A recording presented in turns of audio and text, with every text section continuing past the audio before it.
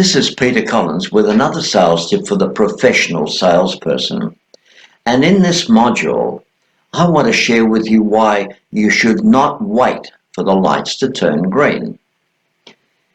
In any stretch of road anywhere in the world, we have traffic lights and they're there for a purpose. The same applies to the people in selling. Whatever is there in front of you as an obstacle is there as a purpose. Now, sometimes you get a green light, sometimes you get an amber light, and sometimes you'll have to stop because you've got a red light. And I'll say it again, don't wait for the lights to turn green, because if you do, things will never work out in your favor. But more about that straight after this break.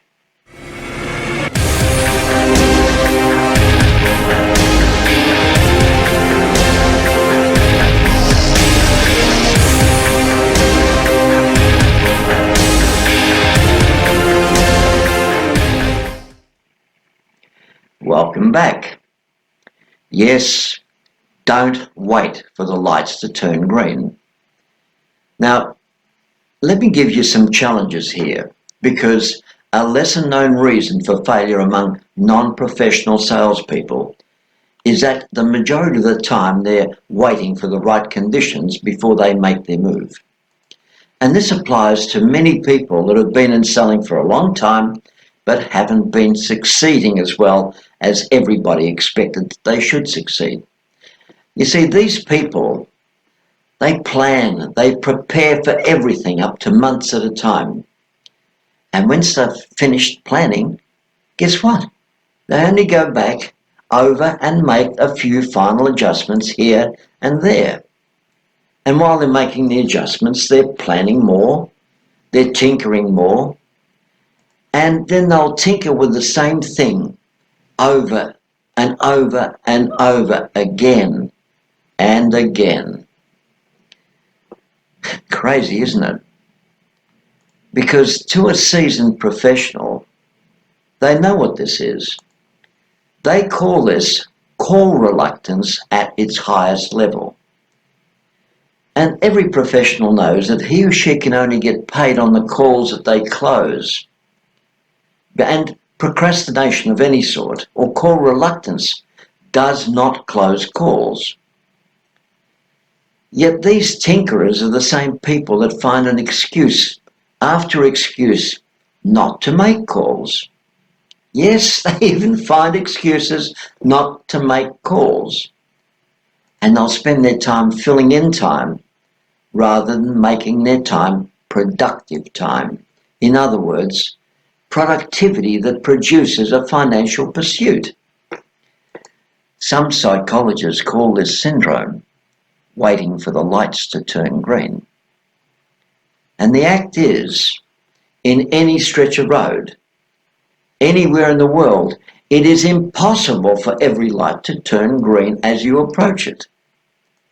Now, there'll be some lights that'll turn green as you approach. Other lights will be amber as you approach. And some lights will turn red as you approach. The same applies to selling. Conditions in selling will never be perfect, no matter what, or no matter who ventures out and does so, because everybody that ventures out does so at their own risk. They know anything could go wrong when they're making calls, and sometimes it does. But you know, life is full of risks to those that don't take risks. And if they don't take risks, we all know they'll usually never amount to much anyway. They don't, do they? So you have your own future in the palms of your hands. Your whole future is there. What you attempt, what you decide to do, and what you put your time into is the exact reward you'll get from life. So if you decide to tinker and not make the calls, you won't get much out of selling. And in fact, I doubt whether you'll stay in selling for the long term. So for your own sake, don't wait for the lights to turn green. Just accept whatever obstacle you've got, conquer it, and move on. And you'll be the better for it. And you know you will. Yes, tinkering.